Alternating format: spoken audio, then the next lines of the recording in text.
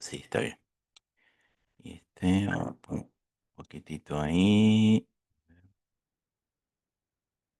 Ahí está. Perfecto. Bueno, ¿se me escucha bien? Sí, señor. Sí, se escucha bien. Listo. Digo, como Perfecto. notita al pie chiquitita, que por ahí sería bueno para los que ven la clase grabada, porque yo hoy es la primera vez que puedo llegar la primera media hora de la clase. Si grabaras también el chat, A ver, si pudieras esperen tomar que en la ventana me el está chat saliendo. eh, eso sería genial, porque muchas veces escriben y uno no llega a saber de qué estás hablando porque le estás respondiendo a alguien. Sí, señor. Muy bien. Ahí está. Lo de los chats, sí, sí, lo envío, no hay problema.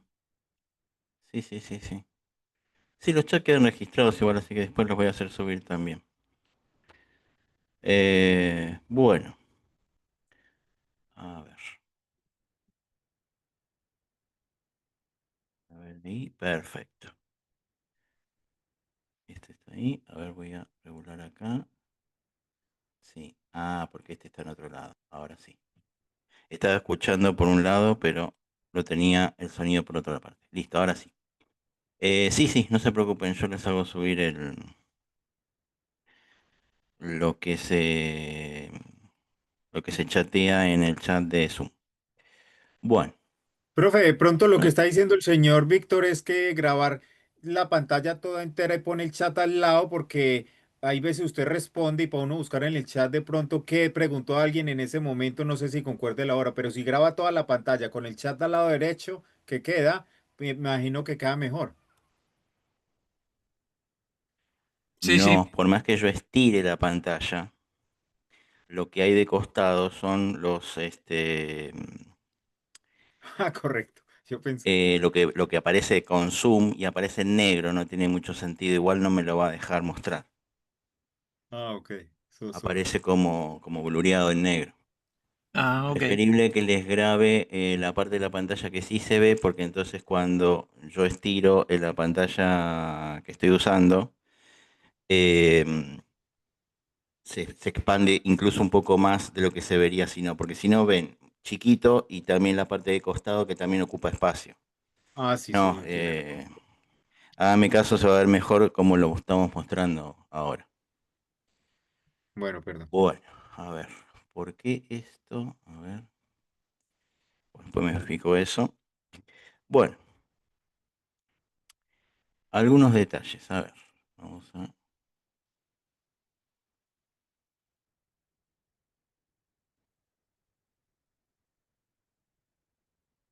Sí, eso también puedo hacerlo, no hay problema. Sí, generalmente a veces cuando preguntan algo suelo releerlo, sí, está bien. Bueno, vamos a verlo después. Ahora vamos a ver este.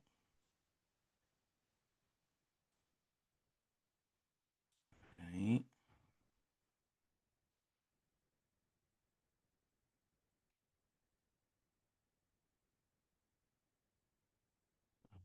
Acá, perfecto. Este sí, ahí y este acá.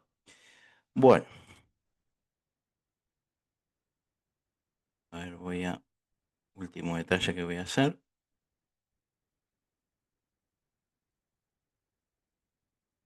Ahí, ahí, lo máximo que puedo poner. Listo.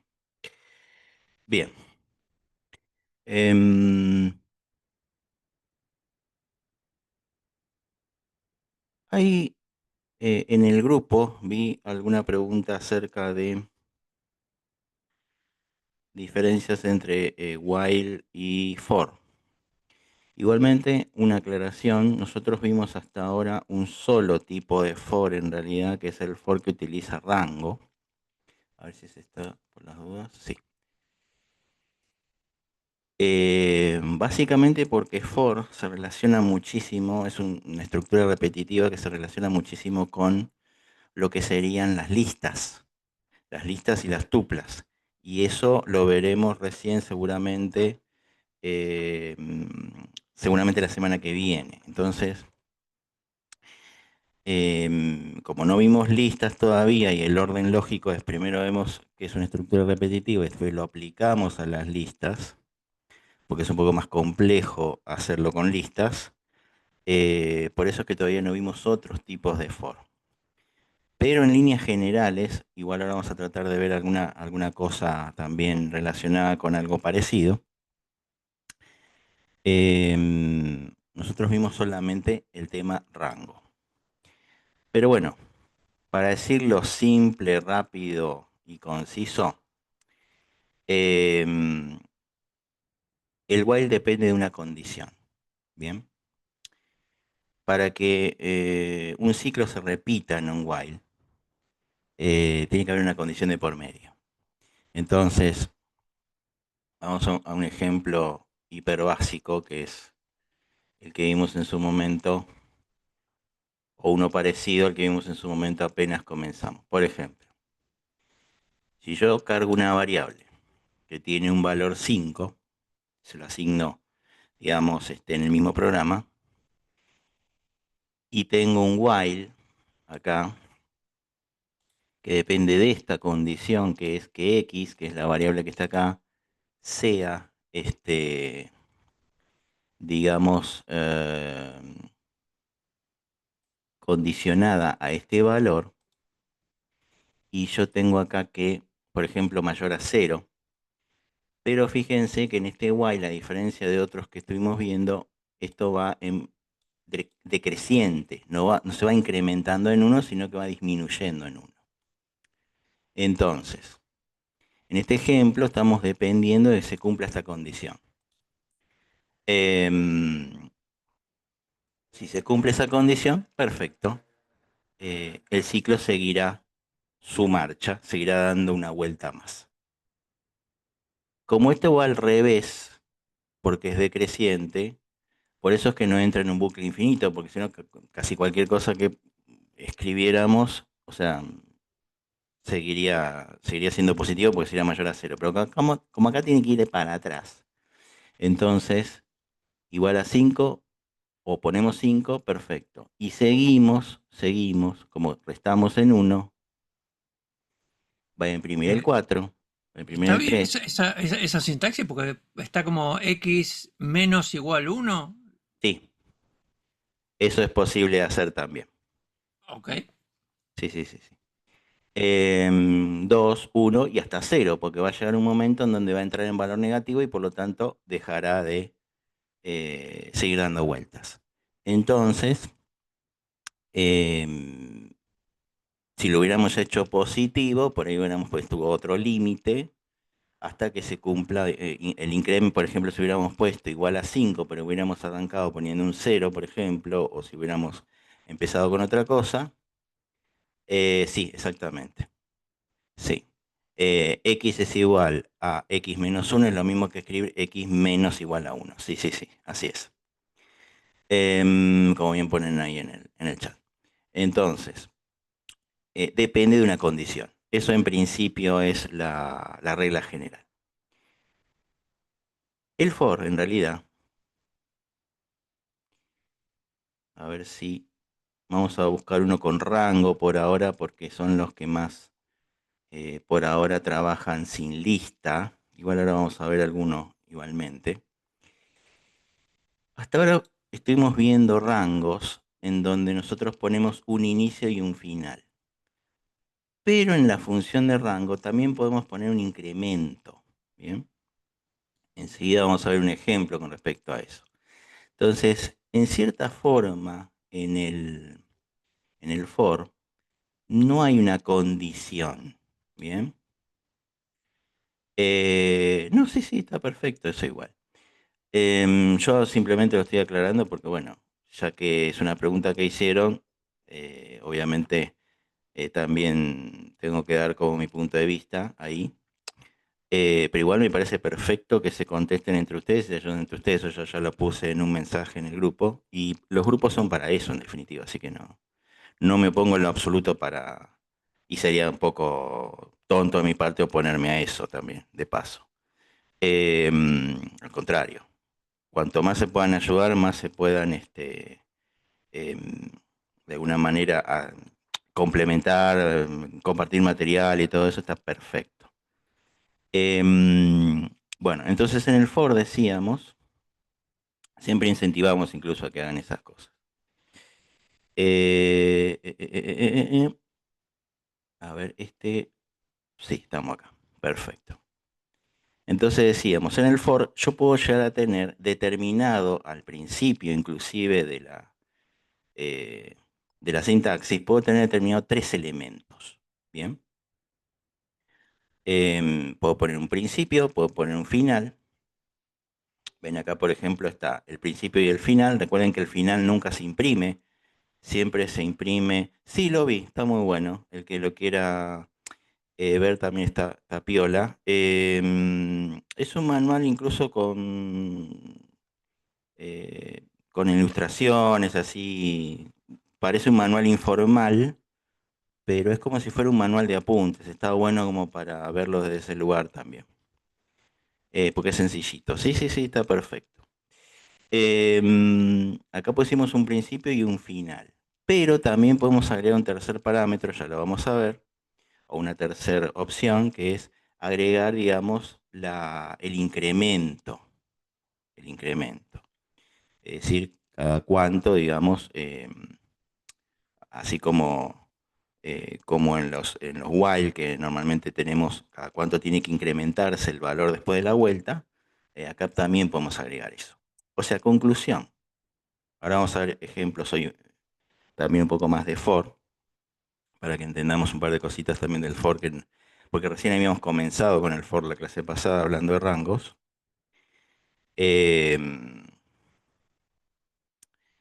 Sí, hay manuales que se pueden complicar,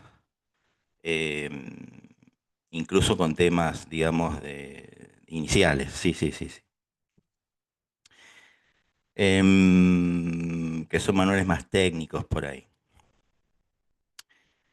Entonces, habíamos hablado solamente de rango, habíamos llegado a hacer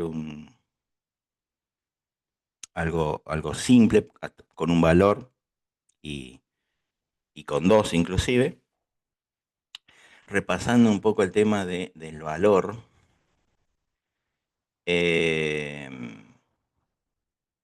sí, orientado a objetos todavía no, porque eso es más complejo, pero ya lo vamos a plantear en algún momento también.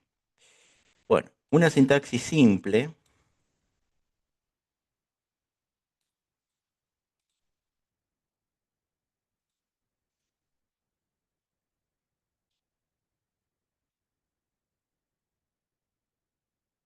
Esto obviamente me da como un error porque tiene que tener un espacio, porque depende de la condición anterior.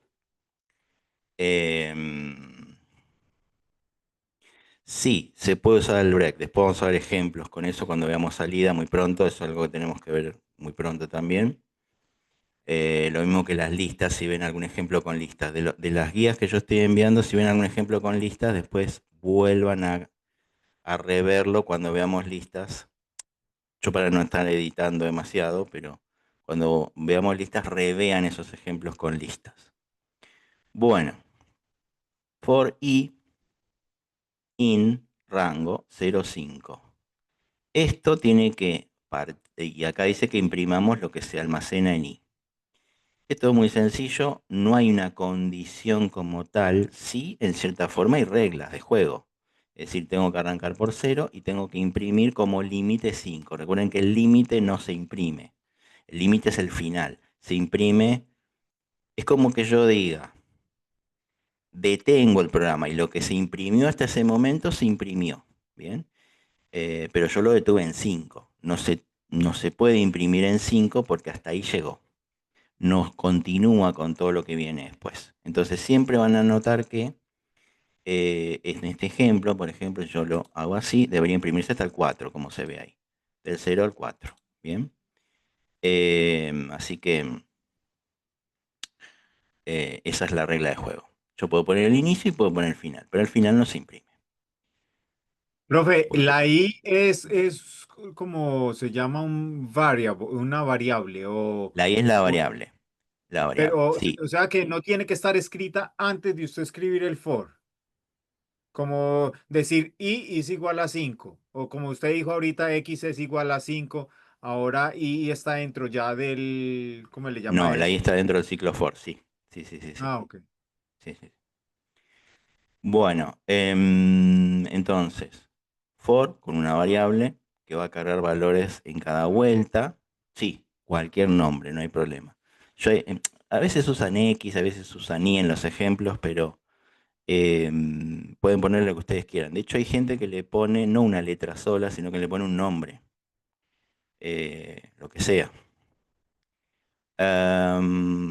Entonces, for i, la función rango me exige que yo ponga cuando menos tres parámetros. En este caso, principio, final, y puede agregarse también incremento. Si no lo hay, va en 1. La i no tiene ningún valor fuera del ciclo for. No, la i no tiene ningún valor fuera del ciclo for.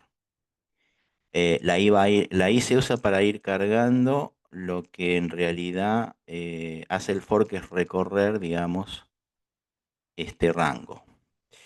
Esto es como si fuera una lista, pero no lo es exactamente a los fines del programa, pero es como si fuera una lista, porque con cada vuelta va almacenando, por así decirlo, un valor que es el recorrido del rango, es decir, almacena el 0, almacena el 1, el 2, el 3, el 4, y cuando llega al 5, como ese es el límite, hasta ahí llega. ¿Bien? Definir la variable, si se refieren a definir la variable con tipo, no, no hace falta. Porque esto en realidad es un rango y es un rango numérico. Ya se sobreentiende que son enteros. ¿Bien? Cuando Python interpreta de qué tipo de variable estamos hablando, no me da, digamos, demasiada vuelta con eso. En otros lenguajes de programación es como esencial definir el tipo de variable. Las variables en Python no necesitan declarar el tipo de datos que va a tener. No necesita. ¿Lo puedo hacer? Sí, en algunas ocasiones quizás hasta es necesario por la lógica del programa que estoy implementando, pero no es obligación y en muchos casos es hasta redundante si se quiere. El rango tomó un valor inicial 0, pero no al final 5, es decir, hizo claro, no te imprime el final. El final es como que yo diga hasta acá llegaste, lo que se imprimió se imprimió. ¿Está? Es un poco eso. No sigue más abajo, es hasta el 4, del 0 al 4. Cuando llega al 5, el programa se detiene. Esa es la lógica de rango, ¿no? Después van a ver que en otras es diferente. Pero en rango, en esta función, que es una función eh, por defecto dentro del lenguaje Python, eh, básicamente, digamos, el último valor es el que va a detener el ciclo. Y como detuvo el ciclo, no imprimió. Porque imprimir implica ir más abajo. O sea, seguir la instrucción que está abajo. Cuando yo lo detengo, me detengo acá, no sigo más abajo. Entonces, lo que imprimió, imprimió, que fue hasta el 4. Ya después no. Si quisiera que ese rango vaya de 0 a 5, tendría que declarar primero que es de 0 a 5 en decimales. Si lo querés decimal, lo puedes hacer en decimal, pero después vamos a ver esos ejemplos. La i viene siendo una variable temporal que se usa para almacenar los números y luego usarla para imprimir. Exacto. Exactamente, la i viene siendo una variable temporal que usas para almacenar los números y luego usarla para imprimir. Una de las ventajas que tienen las variables es que pueden mutar su valor. Y esto en los ciclos como este son muy útiles, ese tipo de condición. La i, que puede ser cualquier nombre, hace referencia a los elementos del rango. Sí, la i en realidad es la que va a almacenar lo que el rango va a ir recorriendo con el for, o lo que el for va a ir recorriendo dentro del rango. Bien. Bueno, entonces, este fue un ejemplo, digamos, de los más simples que usamos. Entonces recuerden, si yo quisiera imprimir hasta el 5, acá tengo que poner un 6. Rango le pueden poner inicio, final y incremento. O sea que cuántas vueltas va a dar el for ya está definido. Eso es lo importante de...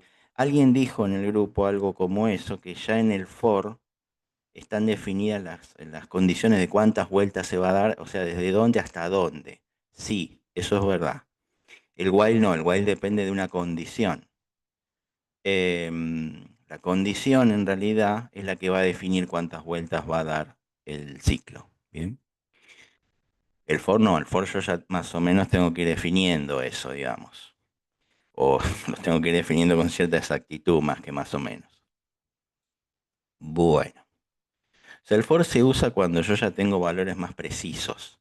El while se usa más cuando necesito que mi ciclo dependa de otros factores por ahí. Ahí ya me puedo manejar de otra manera cuando es condicional. Bien. Entonces, fíjense que mismo voy a usar estas guías de guía hoy. Sí, for es certeza, while es posibilidad, por decirlo de alguna manera. Profesor, le hago una pregunta. ¿La Sí, variable i es entera o puede ser de tipo long? en ¿Cuál es realidad el ustedes máximo y el mínimo que tiene, En realidad numéricamente ustedes hablando? pueden manejar eso como ustedes quieran. Si no usan rango, pueden usar otras cosas para hacer que el for trabaje con decimales, pero eso ya lo vamos a ver. No se No, preocupen. no, no, con decimales no. Me refiero a que la variable es de tipo entera. Si tenemos valores por arriba de la variable entera, que ya son de tipo long, que son entero largo, ¿soporta entero o soporta entero largo la variable for? Ah, sí, ya te entendí. Sí, vos me decís. Desconozco si Python maneja entero y entero largo o es directamente cuando entero se refiere a entero, integra también lo que son los enteros largos. Sí, si vos te referís a las que son Sí, sí. Primero que rango es más para entero casi en forma exclusiva, pero, a ver, sé que no podemos usar ni, por lo menos en rango, ¿no? No se puede usar ni float, o sea, no podemos usar flotante, no podemos usar string para rango, no podemos usar booleano para rango. No, te diría que es casi exclusivamente, sí, es que la función rango en específico es casi exclusivamente para lo que es int, exclusivamente. El int como lo conocemos, ¿no? No el long, como se conoce en algunos lenguajes de programación.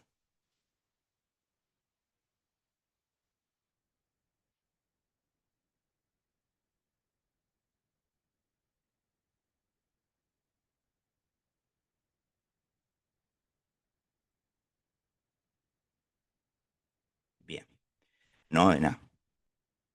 Bueno, entonces, es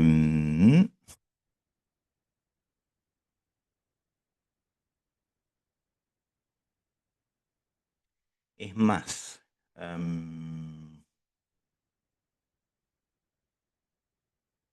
el long como tal, el long como tal, como se lo conoce, no sé, en C, por ejemplo, eh, ya no es un tipo de definición específico dentro de lo que sería las versiones de Python 3. Sí se usaba mucho en Python 2. Hoy digamos que el long se reemplaza con otras cosas en realidad. Pero no, el long como tal no se utiliza en las definiciones de tipo de Python 3. Esto también. Después, más adelante, vamos a hablar de algunas cuestiones que se relacionan con eso, así como tampoco existe realmente el switch y hay un reemplazo. Bueno, acá pasa algo similar. Bueno, em,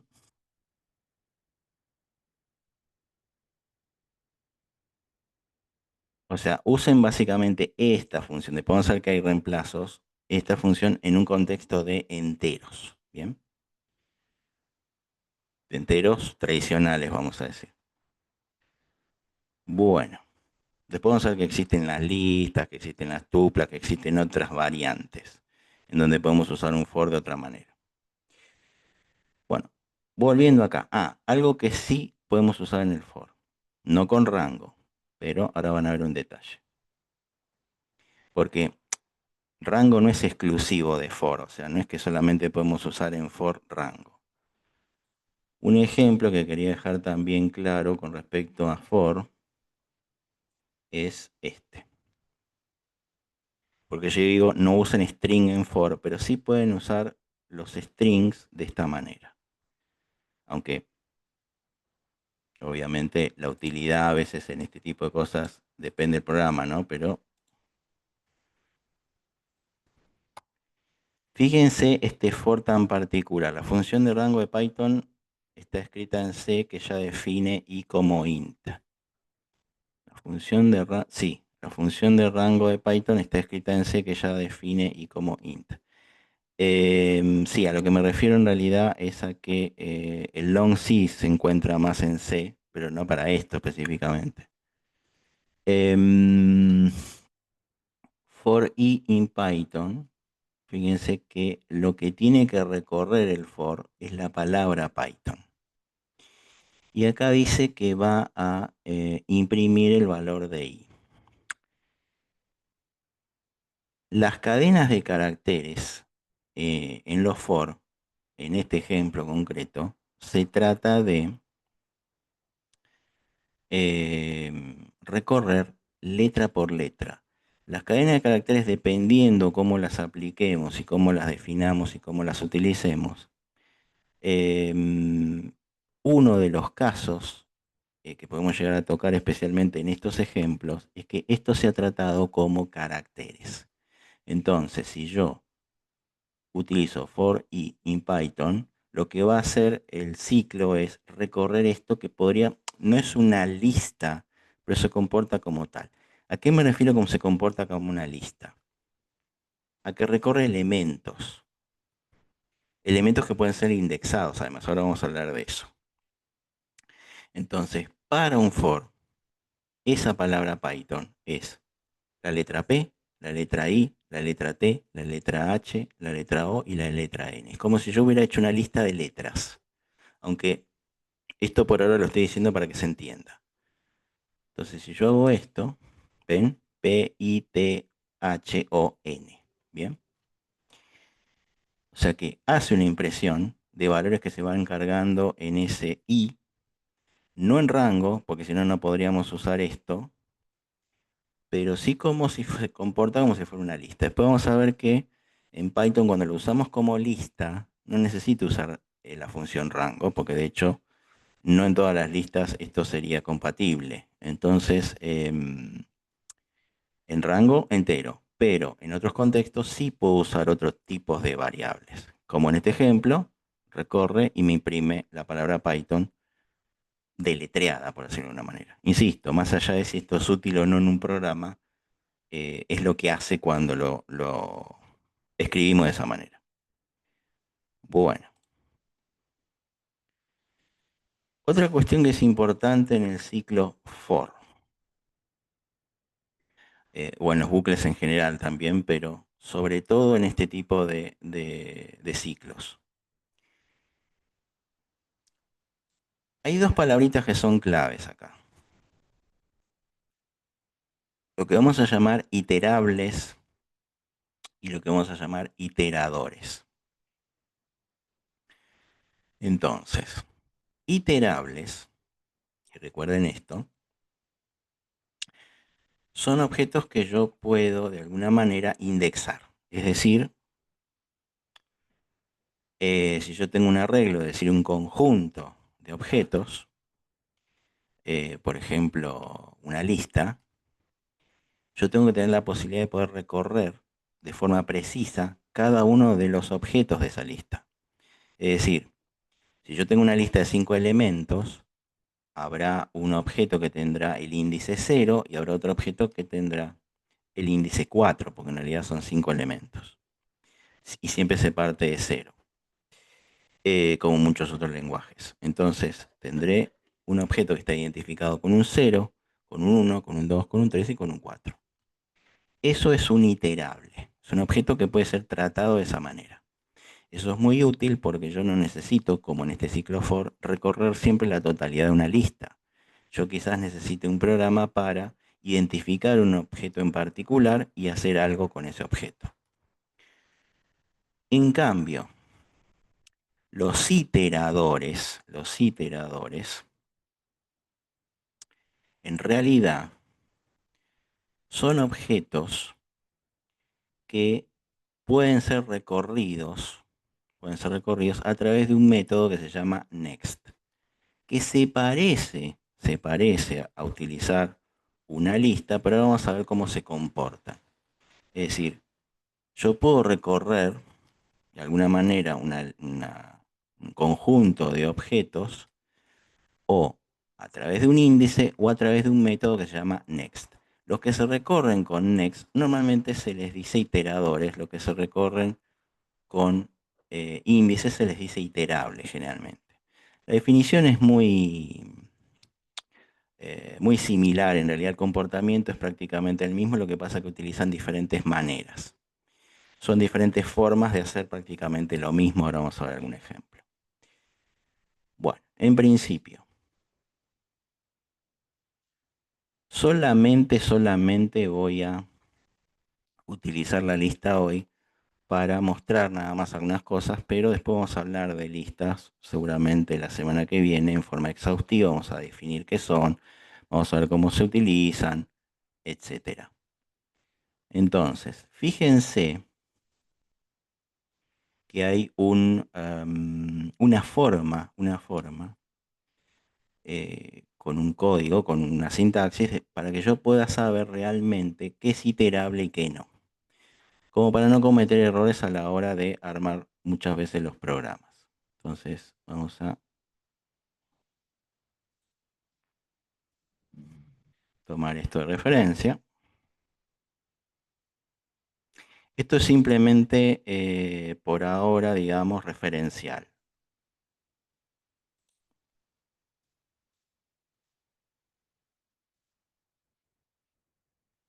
Esto en realidad,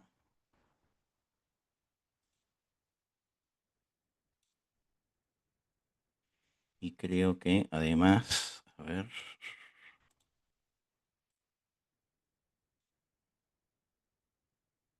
sí, estos van en la misma línea, todos van en la misma línea, perfecto. Bueno, fíjense, from collection import iterable, esto es después vamos a ver, estoy importando de alguna manera un módulo para hacer esta operación que vamos a hacer ahora. Esto por ahora no lo tengan tan en cuenta, simplemente sepan que se está sacando, digamos, un módulo de alguna clase. La lista, bien. La lista es un conjunto de valores, definidos todos en una especie de variable, a la que vamos a llamar variable de tipo lista. Entonces, en lugar de tener un valor, una lista tiene muchos valores. En este caso, 1, 2, 3, 4. Las listas siempre las van a identificar fácil porque esto dice igual, pero van a ver que los objetos están separados por comas y encerrados entre corchetes. Sí.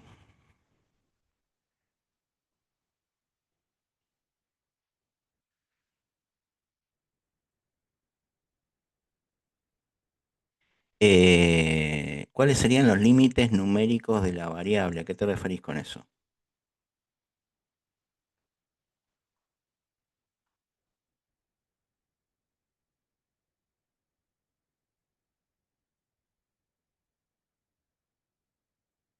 O sea, hasta dónde puede llegar, digamos, la variable entera. Ah. em,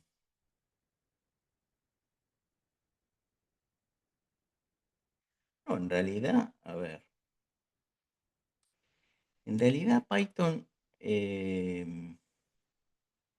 no maneja límites fijos. Es un poco. En el año 2020, ese límite arbitrario que supieron tener las viejas variables enteras fue cambiado. Pero bueno, si te tendría que dar el tope clásico, o sea, esto tiene que ver con que el long ya no existe más en el Python 3, entonces hay como una especie de valor igual que en realidad no es tan fijo como parece. En realidad vos puedes trabajar dentro de lo que puedas llegar a desarrollar con ese programa, no tenés un límite arbitrario, pero si lo tengo que tomar en función de los límites fijos que supieron existir hasta el 2020 aproximadamente, y dependiendo de los bits de los sistemas, y te tendría que decir que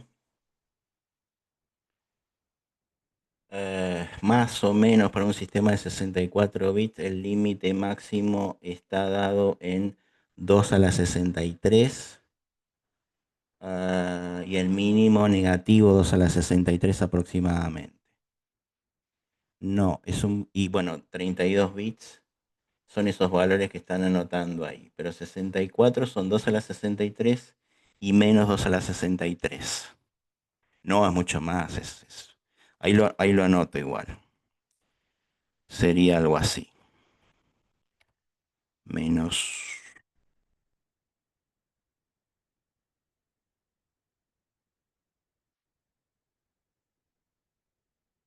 a ver, esto, acá,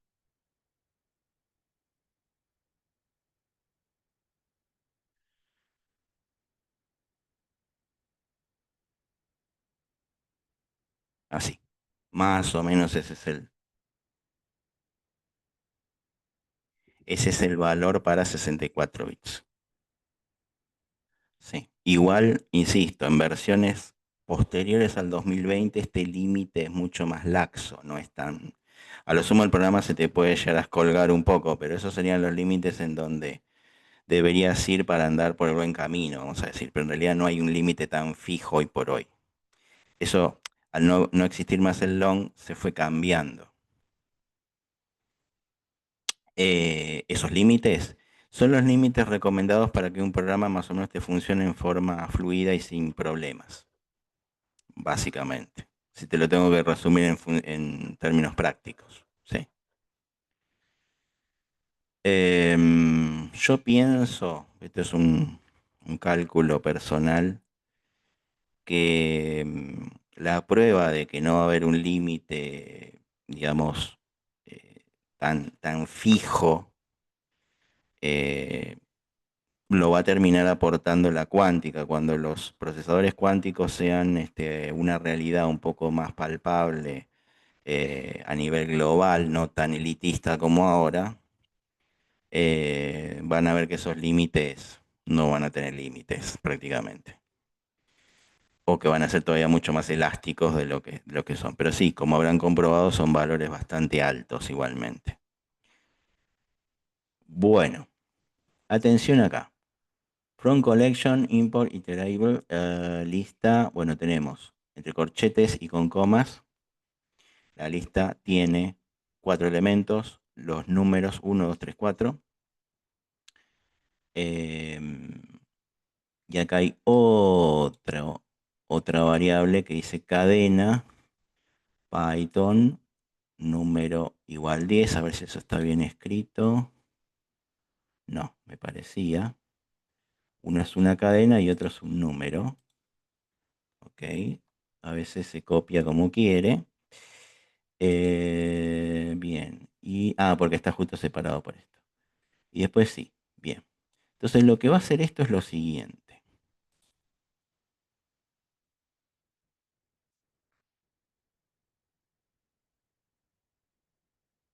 No, pero me preguntan, acá dice, en realidad la variable tiene un rango en su interior, por lo que es de tipo clase, rango, range.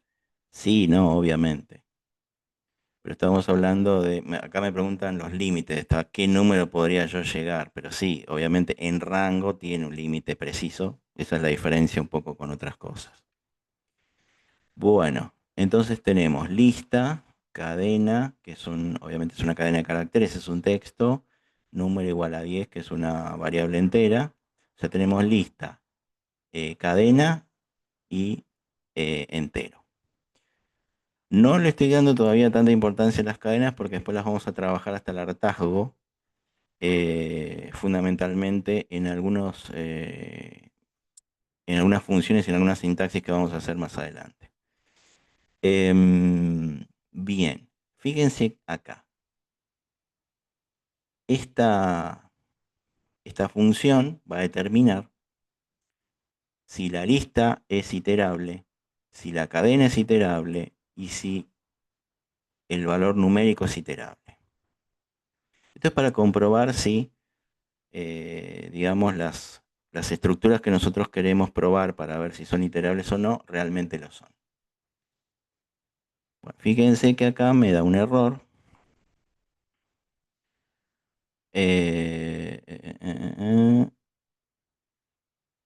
No se puede importar iterable from collection. A ver, ¿por qué?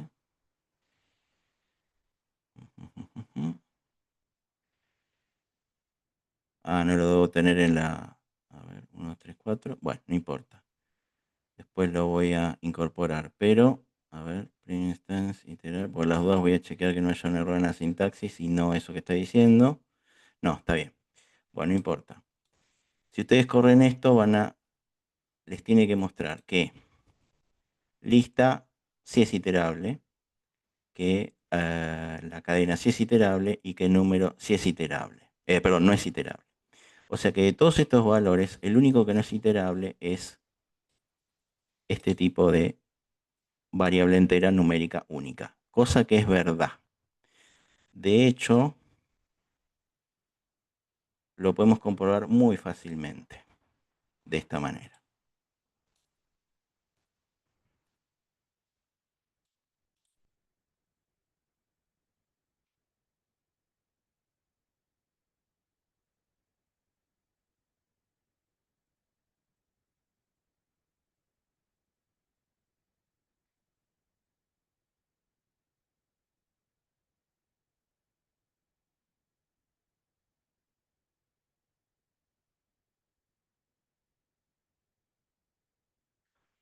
Pa, pa, pa, pa, pa, pa, pa, pa, pa, pa, pa, pa.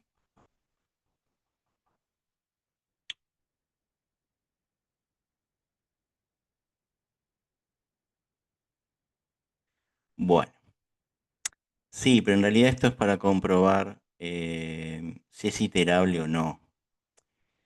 ¿Qué dicen por acá? Iterable es una lista que viene en el lenguaje, lo definís vos. No, iterable es qué condición tiene ese elemento en cuanto a si se puede indexar o no. Básicamente. O sea, no la compliquen mucho. ¿Se puede indexar o no el tipo de valor que estoy analizando? Eso es todo. No, no, no, no. Después sí, después revisen el ejemplo en la guía y vean qué es iterable y qué no. Bueno, acá, número 10. For i in número. Se supone que para que esto funcione, esto debería tener la posibilidad de poder tener un índice. ¿Bien? Y ya vimos que número 10 no es iterable. No es una lista, no es un conjunto de objetos, por lo tanto no va a tener índice, por lo tanto no es iterable. No el número 10 como tal, porque el número 10 dentro de una lista sí es iterable, sino el tipo, en este caso de variable entera, que estamos analizando. Es un solo objeto, no es iterable, por lo tanto esto me tendría que dar un error. Y de hecho, acá lo hice, type error int no es iterable. Bien. Esto es para que entiendan un poco también algunos errores. Sí, sí. Recuerden que en el caso del análisis que se hizo antes, Python era iterable. Pero me va a imprimir primero el 1 y después el 0, como si fuera un texto. Claro, porque se puede recorrer carácter a carácter. Y ya tiene un índice, exactamente. Entonces, ¿qué es iterable? Que se puede recorrer con un índice. Que en este caso for lo reconozca como objetos que se pueden recorrer de alguna manera objeto por objeto, ¿bien? O en su defecto, que yo pueda determinar, ya lo vamos a ver, un índice específico para encontrar un objeto dentro de una lista y que pueda trabajar con él. Por ejemplo, yo quiero trabajar no con toda la lista, sino con el objeto número 3, por ejemplo. Bien.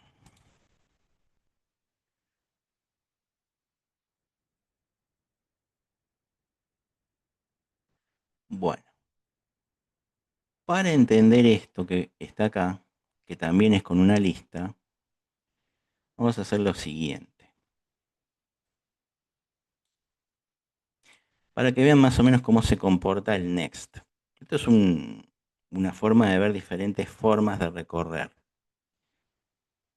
En este caso, una lista de objetos.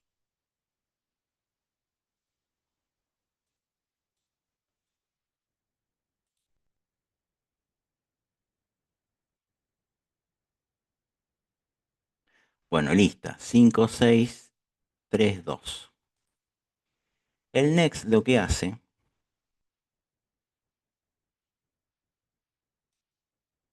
5, empieza recorriendo el primer elemento de la lista, pero no recorre los demás. Si yo quiero que recorra los demás, esto lo tengo que repetir. Esta es una forma un poco más engorrosa, pero también existente.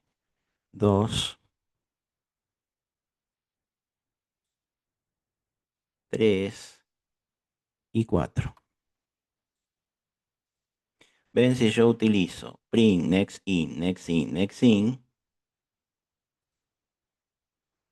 5, 6, 3, 2. Me recorrió toda la lista y me la imprimió. Más de uno dirá, ¿y por qué yo usaría esta forma tan engorrosa? From Collection ABC Import. Ah, voy a probar con ABC. Por ahí cambio el nombre, sí. Ahora lo probamos. Sí, pudo haber cambiado alguna cuestión.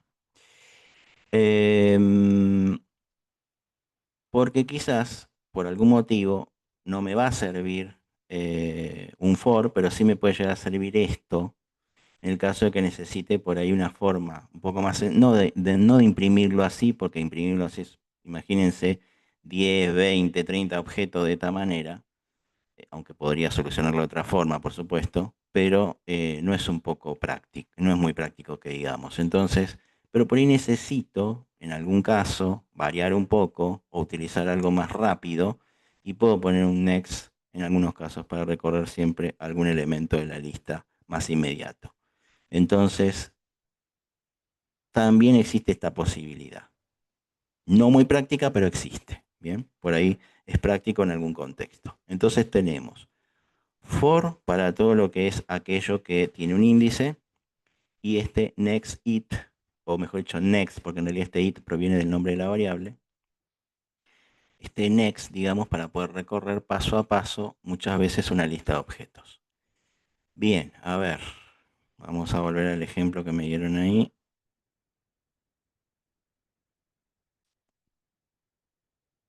Pa, pa, pa, pa, pa, pa.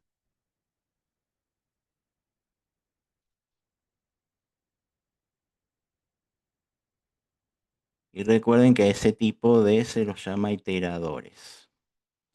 En este caso es el next que me permite recorrer cada uno de esos elementos.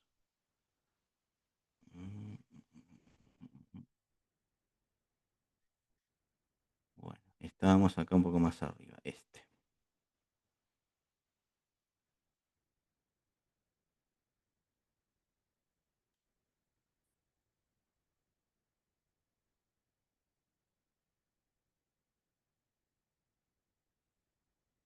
Sí, eso también me olvidé aclarar. Si yo acá le agrego uno más,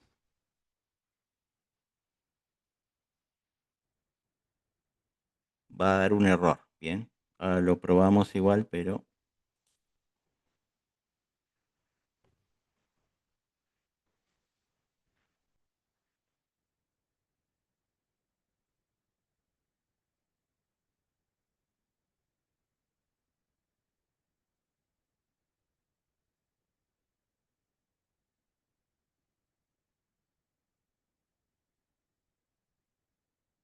bueno. From collection.abc. Import, sí, ABC lo da como. A ver, bueno, esto lo vamos a sacar porque en realidad necesito que me lo imprima. Ok. A ver. Bueno, Tenés que line separar 9. el número de Python.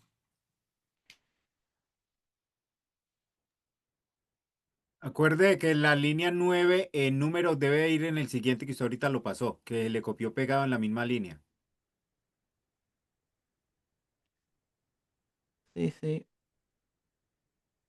Cadena Python número. Sí, es verdad. Acá había pegado mal. Tienes razón. Sí, sí, sí, sí.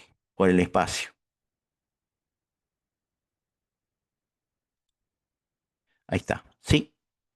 Bueno, es correcta collection.abc. Estos cambios de nombre que hacen a veces. Import iterable. Antes se llamaba sin el ABC. A ver. Esta no es una. Esta guía no está hecha sobre una versión tan vieja, pero sí. Bueno, usen ABC ahora que funciona. Import iterable. ¿Cómo reconocemos cuando el objeto eso no es iterable? Así con esta fórmula. Ponen from collection.abc import igual en algunas versiones un poquitín más viejas les va a funcionar sin el ABC. Lista igual 1, 2, 3, 4. O sea, prueban diferentes tipos de variables. Simplemente acá tienen que poner print is instance, el nombre de la variable, iterable, cadena iterable, número iterable, y les va a decir al final true, true, quiere decir que las dos primeras sí son iterables, y false, la última es no iterable, que es la variable, en este caso entera, ¿bien? Y única. Bueno, o sea, básicamente como en esto, ¿bien? Después en la guía, fíjense, eso está en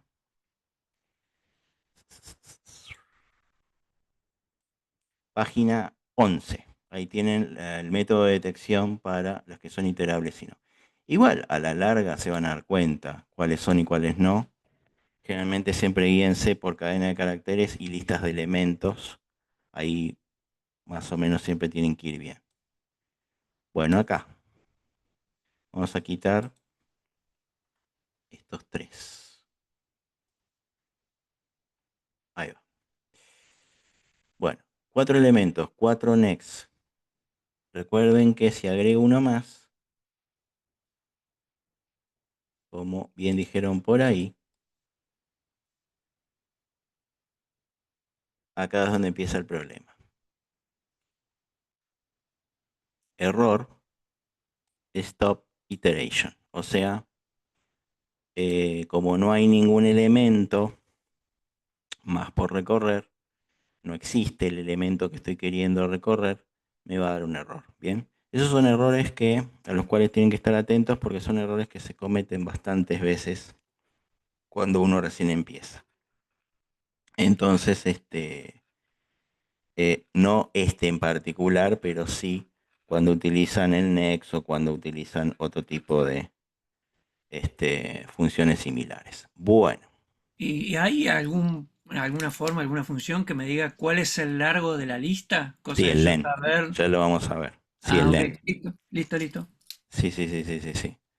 Sí, existe un control. El len se usa mucho para ver la longitud de la lista y cargarla previamente para no cometer estos errores. No, estos son partes de la sintaxis que lo pueden encontrar por ahí dando vueltas en algunos programas, y algunos los utilizan porque son fórmulas un poco más rápidas para ciertas cuestiones, pero no, existen, vamos a decir, algunos métodos más profesionales. Sí, generalmente cuando yo quiero, hay ejemplos en donde la lista, así como existe, por ejemplo, la posibilidad de que una lista no tenga un número definido de valores, bien, porque acá nosotros estamos definiendo 4 valores, pero podría pasar perfectamente que eh, la lista se crea en un momento dado, ¿bien? el programa crea la lista por algunas cuestiones que nosotros integramos en ese programa, y por ahí el número de elementos que se crea por ahí no es fijo, ¿bien? Entonces no siempre vamos a tener, por ejemplo, no sé, supongamos que por teclado me pide que yo ingrese un número determinado de elementos, pero no es fijo. Es decir, así como pude agregar 5, puedo agregar 15. Entonces, ¿cómo sé? Si me paso, si no me paso, si es correcto, si no es correcto. Bueno, sí, hay formas de controlar con, con LEM, por ejemplo, que ya lo vamos a ver muy pronto, la extensión primero, el largo primero de esa lista y después trabajar sobre ese dato. Sí, sí, sí, no se preocupe. Bueno, entonces lo importante de hoy, y ahora seguimos, lo importante de hoy, antes que nada, rango tiene un valor inicial y un valor final. Ya vamos a ver que también podemos ponerle eh, el incremento, que las cadenas de caracteres se comportan como listas de caracteres, aunque no es eso exactamente la definición, pero es para que se comprenda por ahora. Y como verán, se comporta en su salida de esa manera. Que yo tengo métodos para saber qué es iterable y qué no, porque va a ser importante más adelante. En los ciclos for que no usan rango, es importante saber qué es indexable y qué no. Entonces tenemos este tipo de estructuras que collection hay que agregarle el ABC en versiones un poco más recientes, para verificar qué es iterable y qué no. Igual esta comprobación la hacemos porque se puede hacer, pero en realidad no es que se hace muy seguido. Em, la hará el programa cuando nosotros lo corramos, obviamente. Que también hay una función next para recorrer elementos, aunque, insisto, no es lo más práctico, pero existe. Si la ven por ahí ya saben de qué se trata. Y ahora vamos a empezar a complejizar un poco más la cuestión. Si bien esto lo vamos a ver con mayor profundidad en las listas, esto es lo que se conoce vulgarmente como lista anidada. O sea, yo puedo poner listas sobre listas o integrar varias listas en una misma variable. En este caso tenemos esta primera, esta segunda y esta tercera lista, cada una con 3 elementos. Pero le podés poner con el nombre de la lista, digamos, en vez de poner el rango de la lista, poner el nombre de la lista. Sí, yo puedo ponerlas por separado si quiero, pero ahí básicamente, eh, claro, estos son matrices. En las matrices normalmente yo recorro esto por filas y columnas, por eso es una matriz. Imagínense esto como una especie de cuadrícula, como si estos valores estarían puestos en una tabla. Pero por supuesto que podría de alguna manera, dependiendo de mi programa, ponerle a cada una un nombre y listo. Sí, sí, sí, sí.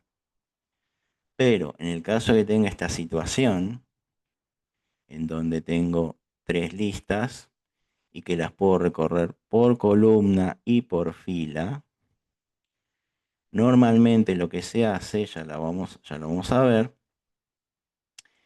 es, por ejemplo, indicarle al programa que, ven acá, al ciclo for,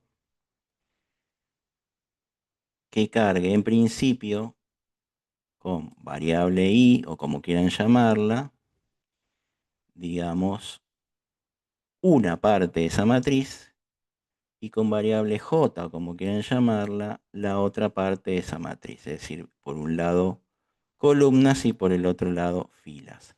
Eso es una característica que también tiene el for. Que las matrices, ustedes la pueden recorrer con una variable al principio, recorriendo columnas, y con otra variable a continuación recorriendo filas. Entonces, si ustedes hacen algo como esto, for i in lista print i, esta es la salida que va a mostrar, y si ustedes ponen for j in i, esta es la salida que va a mostrar. o sea, totalmente en fila. Pero insisto, esto es porque lo van a ver en la guía y por ahí no lo van a entender de una, lo vamos a ver con listas, no se preocupen. Bueno, a ver, ¿qué más puedo rescatar de acá por ahora? Am,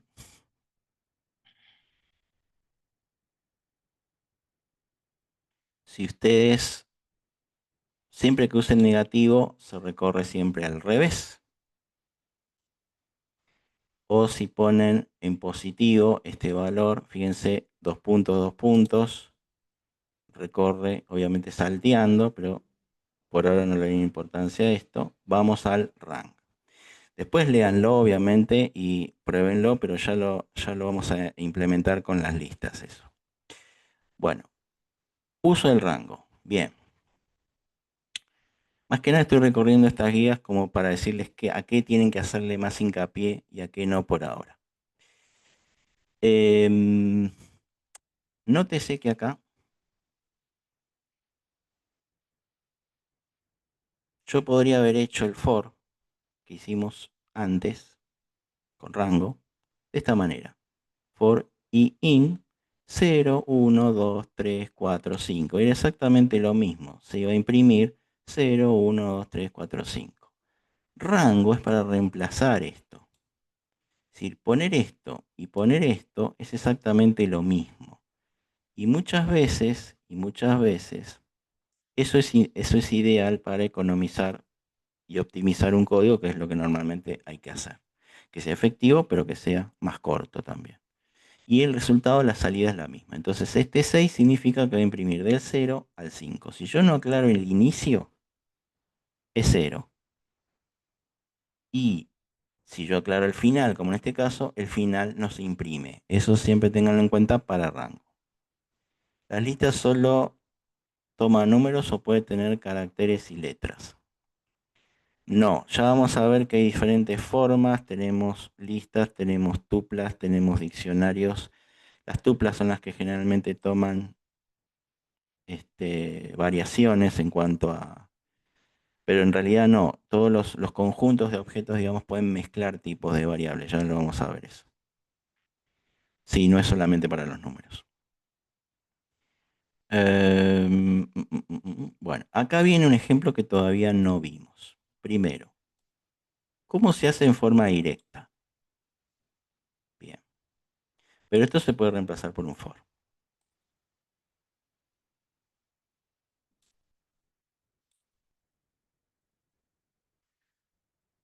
Yo puedo utilizar un print utilizando list, rango, y rango, porque rango no solamente se usa en los for, rango lo puedo utilizar con tres valores, 5, 20 y 2. Si yo hago esto, van a ver que 5, 7, 9, 11, 13, 15, 17, 19. Quiere decir que me imprimió desde el 5, que fue el valor inicial que yo establecí, hasta el final 20, que obviamente siempre va a imprimir hasta el 19, de 2 en 2. Bien, acá está el incremento. Es decir, en rango yo puedo usar inicio, final, incremento. Ok, ahora lo vamos a usar en un for, que es donde normalmente a veces usamos esto. O sea, lo puedo usar en un print directo o lo puedo usar en un for.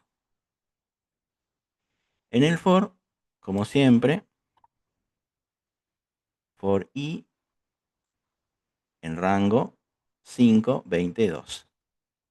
Primer valor, inicio de lo que va a imprimir, o sea, desde qué valor va a imprimir.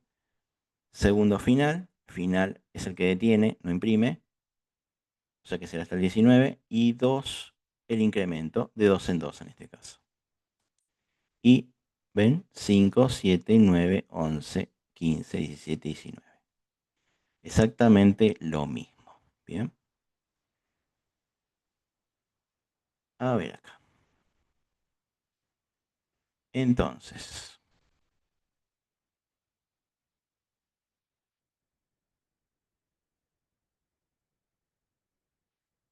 no, acá sería.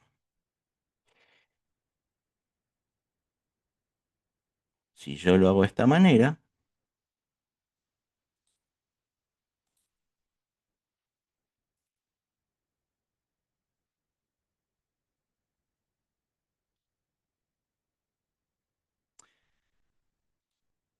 Un detalle importante, muchos de los ejemplos que yo estoy sacando para copiarlos acá en el visual están en la misma guía, así que no necesito, en principio hasta ahora, mandarles un TXT. Después creo que con funciones sí, algunos ejemplos, pero por ahora no.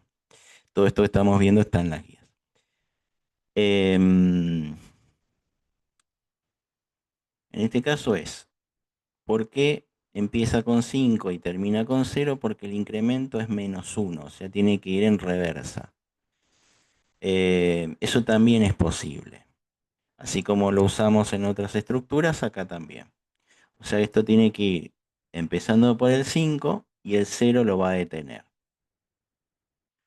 Lo que significaría 5, 4, 3, 2, 1. Obviamente el 0 no porque es el final. Pero -1. Sí, termina en 1, acá está. 1.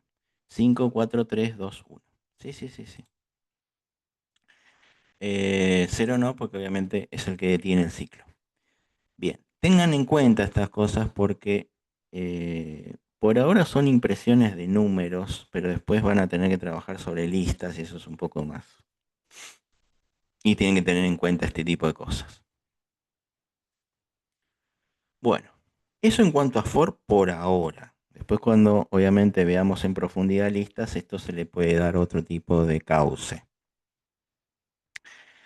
Del while, que ya lo vimos, lo único que me interesa recalcar, bueno, como siempre, recuerden, while, hay una condición y un bloque de código, ¿no?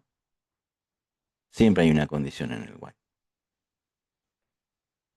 Esto sería el programa de la muerte, porque es while true. Y si yo pongo que el valor sea true, siempre va a ser true. Entonces, print bucle infinito. Esto termina en un bucle infinito. Dice, no ejecutes esto. Bueno, por algo lo hice. Pero este sería un ejemplo de bucle infinito. Uno de los riesgos del while es que si yo no defino una condición que puede darle término al programa o no pongo una instrucción que pueda darle término a un programa, va a entrar en un bucle infinito. No hay una condición que lo detenga. Poner true significa que siempre es verdadero. O sea, es como decir verdadero es igual a verdadero, sí, y eso va a ser siempre que gire. Como no tiene un incremento, no tiene algo que varíe esa condición, o que de alguna manera cuando lo compruebe no dé otra cosa que no sea lo que viene dando en vueltas anteriores, siempre va a entrar en un bucle infinito. Más o menos.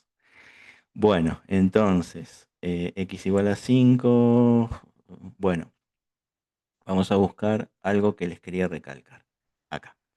Esto es lo que me interesa que ustedes sepan también por las dudas, por si se pensaban que no era posible o que por ahí se preguntaron si era de la misma forma acá también.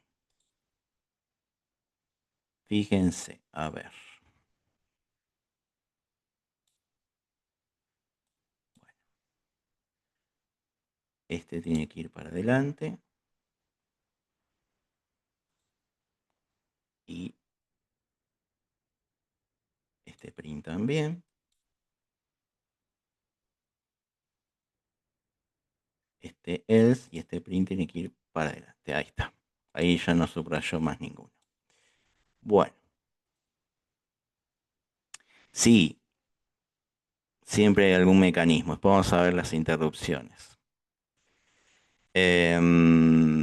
Pero escrito así como estaba, no iba a ir a ningún lado. O sea, iba a entrar en un bucle infinito que lo único que le iba a detener probablemente sea un control Z o algún otro tipo de mecanismo. Más del sistema operativo por ahí.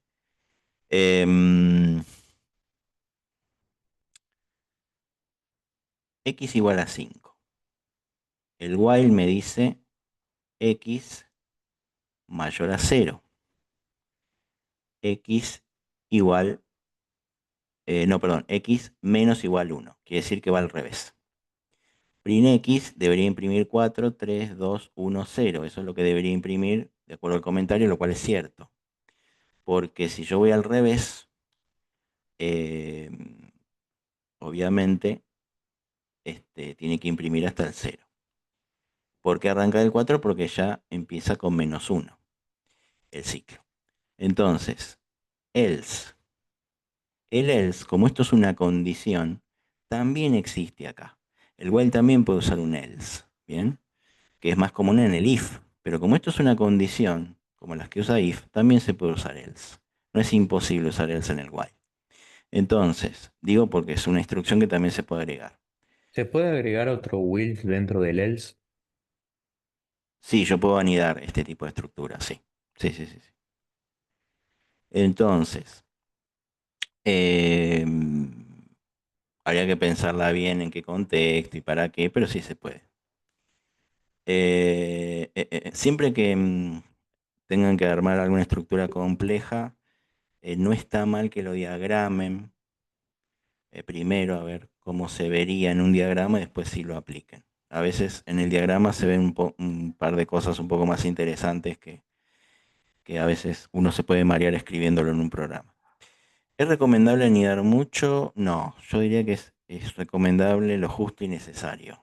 Es decir, si no queda otra, sí, pero no complejicen los programas que no necesitan ser complejizados. Bien, piensen por ahí una salida, claro. Piensen usar funciones, piensen usar otra cara, ahora vamos a usar funciones. Piensen más bien en funciones o en otro tipo de estructuras que les puede llegar eh, a salvar de tener que utilizar anidados y ese tipo de cosas que complejizan a veces un programa innecesariamente. Bueno, fíjense que acá dice un else. No te preocupes. A los que acá justo me mandan un mensaje de que a veces llegan un poco más tarde. Yo no tengo problema con esto. Ustedes se pueden incorporar al Zoom a la hora que puedan. Em, Después las clases se graban, así que pueden ver lo que se perdieron en la plataforma en las clases grabadas, no hay inconveniente. Métanse a la hora que se puedan meter, no hay historia con eso. Obviamente, -5, -10, bueno, no, pero, o sea, no tiene, no tiene mucho sentido, pero bueno, igual no les voy a impedir entrar igual, pero a lo que voy es que yo no bloqueo a nadie para que después de a veces en algunos Zoom, después de cierta hora, no se les permite entrar. No, yo no hago esa política. Sí, incluso si quieren entrar -5, -10, da lo mismo. No van a ver mucho, pero bueno. -5, -10 me refiero a 5 minutos antes, 5 minutos, porque terminamos -4 en realidad, pero bueno. Bueno, bueno. El else dice print el bucle ha finalizado. ¿Bien? O sea que después de imprimir lo que tiene que imprimir, va a imprimir otra cosa que diga el bucle ha finalizado. Ahí está. 4, 3, 2, 1, 0. El bucle ha finalizado. ¿Bien? Eso es ¿por qué pasa esto? Porque el else acá funciona de la siguiente manera. No es como en el if, que si es verdadero pasa algo, si es falso pasa lo que normalmente dice el else, sino que acá recuerden que esto es un ciclo, y por lo tanto, se cumple la condición con el 4, con el 3, con el 2, con el 1 y con el 0. Cuando llegamos al final, o sea, la siguiente vuelta que no se cumple, ahí pasamos al else, porque ya no se cumplió. En ese sentido trabaja como si fuera un if extra que quiso comprobar una condición, fue falsa y entonces me da un else. ¿Bien? O sea que en este tipo de estructuras siempre se va a imprimir los verdaderos, pero también el final. Es decir, lo que ustedes pongan en el else, porque también va a haber un falso al final, cuando ya el ciclo terminó y ya no se cumpla más la siguiente condición. ¿Bien? Profesor, en el Bueno, caso de que elimináramos el else y elimináramos el espacio dentro del print, también imprimiría exactamente lo mismo.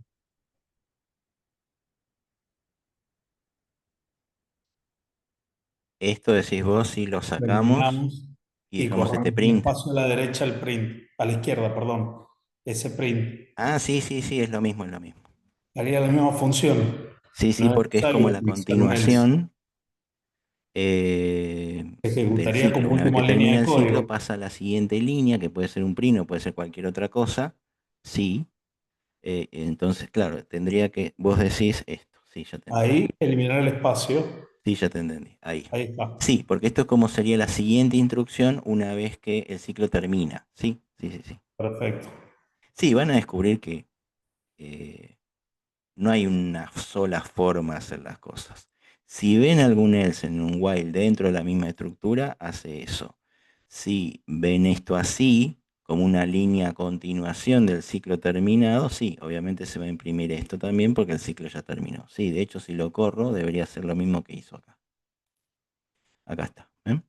Exactamente igual. Sí, esta es otra manera. ¿Pero por qué? Porque al cumplirse el ciclo, que terminaría acá, y esto al ser de nivel superior, es decir, al no ser parte integrante del ciclo, eh, recuerden que Python, ante todo, es un lenguaje también secuencial y por lo tanto termina este ciclo, seguimos con la siguiente instrucción que es imprimir el bucle finalizado. Sí, sí, sí, sí, funciona exactamente igual. Exactamente. Después, bueno, como siempre digo, cuando yo les mandé a hacer algunos ejercicios que de hecho esta semana van a tener. Bueno, lo voy a aclarar ahora, así ya. Seguramente les mande ejercicios mañana y entre viernes y sábado otra tanda más. Eso es para que los vean, los vayan resolviendo, los tengan de tarea. No es que vamos a controlar los ejercicios esta semana, pero sí seguramente en algún momento de la que viene. Pero más que nada, un día nos vamos a poner unos minutos, vamos a ir a ver cómo resolvieron este ejercicio tal. Estará el que los resolvió todos, estará el que resolvió una parte, da lo mismo. Son muchos, sí. Ahora tienen el TXT de la clase 4, así que después revisen eso también. No, no, no, por ahora no. Después sí, en algún momento voy a decir, bueno, suban tal práctico, cuando hagamos prácticos. Esto por ahora son ejercicios de tarea para que ustedes practiquen. Y vamos a ir consultando. Miren, voy a serles absolutamente sinceros. Algunas cositas que no hayamos visto no le den importancia. Están ahí porque no tengo ganas de andar editando mucho el texto, pero después seguramente muchas de ellas las vamos a ver y ahí pueden rever algunas guías. Hagan hincapié en muchas de las cosas que vimos, no tanto en las que no vimos. Por eso siempre digo, esos son referencias. En clase está lo que tiene importancia de lo que nosotros vemos. Ya sea que la vean grabada o que la sigan en vivo. Em, un detalle que es importante. Sí, por eso, no, este, no se preocupen por ese tipo de cuestiones. No, la secuencia Fibonacci, el que la sabe bien es un ejemplo más y el que no, no hace falta. No, no tengo problema. Iba a hablar de ChatGPT. No se piensen que los programadores no usan ChatGPT.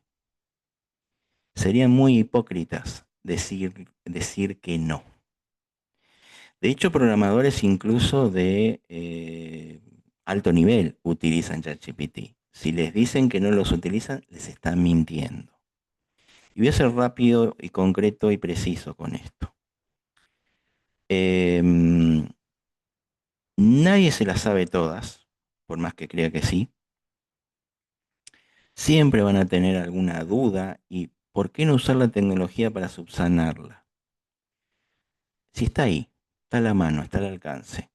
Por ahora es gratis, por lo menos las versiones que son gratis. ¿Por qué no lo van a utilizar? Utilícenlo siempre, no hay problema. El tema es que eso les sirva, pero eso ya es una cuestión de ustedes. El tema es que eso les sirva a ustedes para enriquecer lo que van aprendiendo.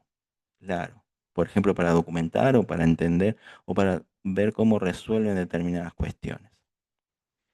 Em, entonces, lo tienen que usar como un complemento en realidad. Como para poder aclarar ciertas cuestiones, para poder complementar algunas cosas que deberían aprender por otros medios.